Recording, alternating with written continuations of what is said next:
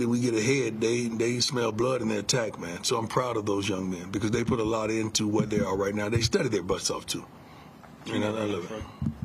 Coach, Troy Finnegan, CU Sports Report. I wanted to ask you about Jordan Seaton. He struggled in the first half today for the first time, and it felt like a couple weeks. He had a couple penalties. He got beat a couple times. I'm curious how you saw him, both just his body language and on the field, how he responded. Well, his body language, he never gives up. He's probably upset at what he's done with the holding penalties and all that, but one of the holding penalties on the play that one of the plays, we've been doing it all week. I mean, he grabbed the guy, keep his hands inside, and they called it, I guess because he's at the end, and he was visible for the official to see. But you can't get on Jordan too much because the kid is going to be great, man. The kid is going to be a top 5 pick when it's his turn to go. And he loves the game, practices his butt off, and he's fundamentally sound for the most part, probably 95% of the time. Yeah, he's a freshman. They're going to get him a couple times.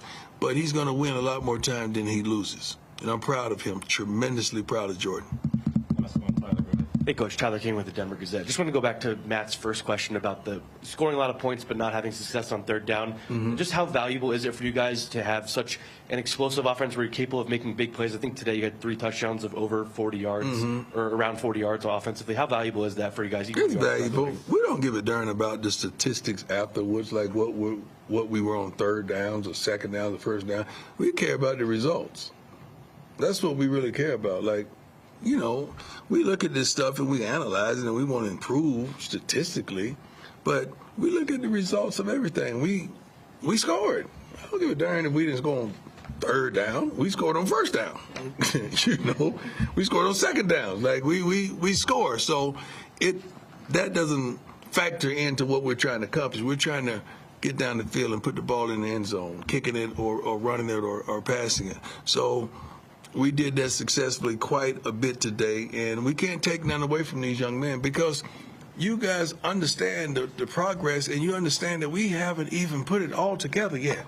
Like, we haven't even played our best game. That should be, in itself, scary. Like, man, when I said we coming, we still coming. We never stop coming. We are coming, and we ain't nearly there yet. God bless y'all. You good? You good, Roman? Yes. You've spoken several times in games this year about you didn't like the way you finished. Your team today shut it down, let it go down. Can you speak about the way they finished? I'm proud of it. We emphasize that in practices, finishing strong. Oftentimes, I would show the first play of practice, and sometimes I show the last play. I gave them a excerpt of me doing autograph signings. I said, you know, I do signings several times throughout the year, and what I do when I have signings, I take my first item that I sign and I compare my signature to my last.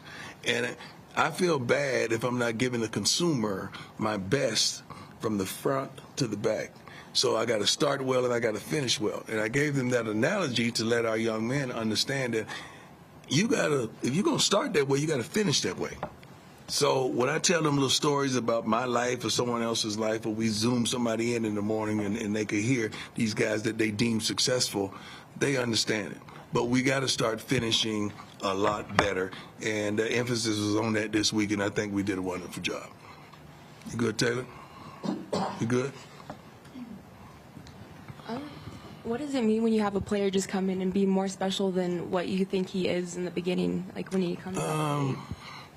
I don't think any player could outdo our expectation. We have tremendous expectations. I had a conversation when, you know, we run out and the guys get on the knee and pray, and Quincy Wiggins just was on my heart. And I went and hugged him and embraced him and told him how much I love him, how much I'm proud of him, that he hadn't given up, that he still practices hard, even though he's on the scout team. He goes hard every day to give us the proper look. And I mean, I was darn in tears because I was just giving him love. And he looked at me, he said, Coach, I would never quit on you. I would never quit on you. And he made a couple plays in the game tonight, you know, at the conclusion of the matter. But that stuff means something to me, man, because I love these young men like they're mine. So to see and to look in his eyes and hear him say, I would never give up on you, Coach. I would never quit on you. I'm going to work my butt off. I don't give a darn if I'm in there or not. So I love that because that embodies who, what, why, and how this program is. Thank you, sweetie.